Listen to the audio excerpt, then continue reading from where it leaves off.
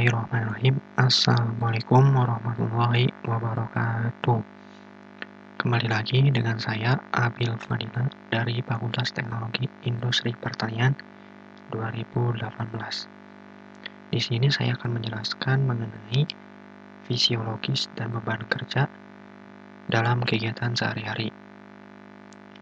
Nah, apa sih fisiologis itu? Fisiologis itu yaitu berhubungan dengan kebutuhan mental atau psikis seseorang. Kalau beban kerja apa sih? Beban kerja ialah suatu aktivitas yang direncanakan terlebih dahulu yang akan dilaksanakan oleh para pekerja untuk mencapai kegiatan tersebut secara maksimal. Nah, jadi apa sih itu fisiologis beban kerja? Artinya ilmu yang mempelajari segala kebutuhan mental dalam bekerja sehari-hari atau melakukan kegiatan atau aktivitas sehari-hari yang dilakukan oleh manusia, kayak gitu. Nah, terus selanjutnya fisiologis kerja itu ada menurut CPL-nya, CPL persennya. Jadi fisiologis kerja itu ada menurut kardio. Jadi ada cara menghitung fisiologis kerja itu berdasarkan CPL persennya. Yang pertama itu tidak terjadi kelelahan.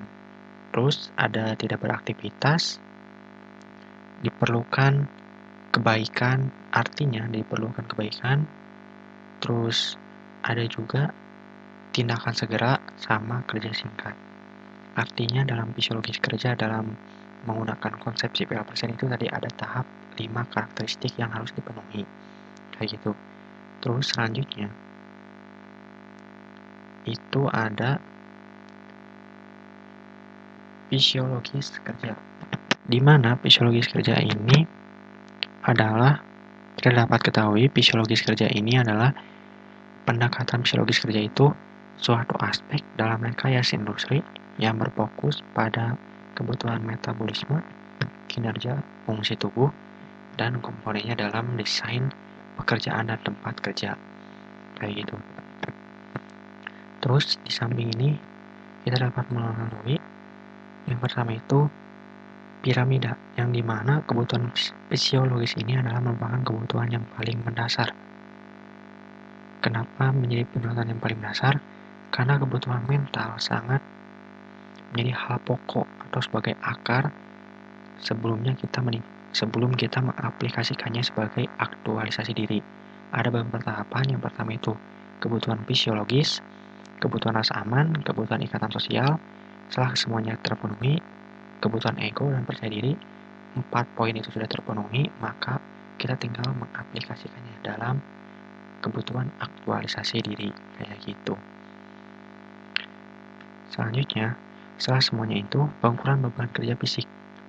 Pengukuran beban kerja fisik ini ada 4 tahap. Yang pertama salah satunya tadi kardiova, yaitu CPL persen. Terus yang kedua itu ada denyut nadi, di mana denyut nadi ini nanti ada beberapa tahap juga. Ada 3 tahap. Nanti akan jelaskan pada slide berikutnya. Cara penghitungannya dengan sangat simpel dan mudah, bisa dilakukan secara manual, langsung menghitung pada denyut nadi yang terletak di bagian pergelangan tangan, atau denyut nadi sama dengan 10 per denyut dikali waktunya dalam 1 menit. Terus selanjutnya yang ketiga ada HR reverse atau HRR persen. Terus selain itu ada juga konsumsi energi yang terakhir. Artinya kita dapat mengetahui seberapa kalorikah yang dibutuhkan oleh manusia dalam melakukan kegiatan aktivitas sehari-hari, di mana rumusnya dapat dilihat di sini. E sama dengan bla bla bla, X-nya itu adalah denyut nadi orang yang melakukan aktivitas baik istirahat, kerja, atau kerja sekuat tenaga atau maksimal, kayak gitu. Itu beberapa metodenya, ada 4.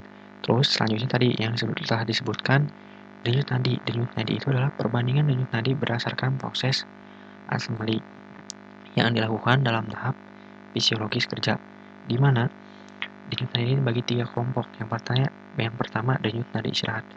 Denyut nadi istirahat ini digunakan dihitung denyut nadinya setelah atau sebelum melakukan aktivitas atau kegiatan sehari-hari. Terus yang kedua ada denyut nadi kerja.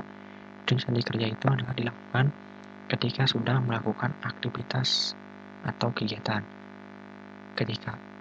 Kalau denyut nadi N, denyut nadi maksimal itu dilakukan ketika melakukan kegiatan dengan secara penuh maksimal atau digabungkan antara denyut nadi istirahat dengan denyut nadi kerja. Kayak gitu. Terus yang terakhir ada tips untuk menjaga pola hidup yang sehat sehingga meningkatkan fisiologis kerja dan beban kerjanya. Yang pertama itu ada olahraga, makanan bergizi, dan istirahat yang cukup. Artinya, ketika semua 3 komponen ini terpenuhi, maka kekuatan fisik mental akan terjaga dengan baik dan meningkatkan kekuatan mental juga bagi orang yang melaksanakan kegiatan baik di luar maupun di dalam. Ketika salah satu komponen ini hilang, maka kekuatan mental atau fisik kita akan berkurang dan mengakibatkan kerja kita tidak maksimal dan fisiologis kita terganggu, serta beban kerja yang telah ditentukan akan tidak tercapai dan hasilnya pun akan buruk kayak gitu. Terima kasih. Semoga apa yang saya sampaikan dalam infografis ini dapat dicerna dan dapat dilaksanakan dengan baik, menjadi data yang relevan. Mohon maaf bila ada kesalahan dan salah kata. Dan satu pesan dari saya, tetap di rumah, jaga pola kesehatan yang baik. Mohon maaf bila ada kesalahannya. Saya tutup. Salam hidup sehat. Assalamualaikum warahmatullahi wabarakatuh.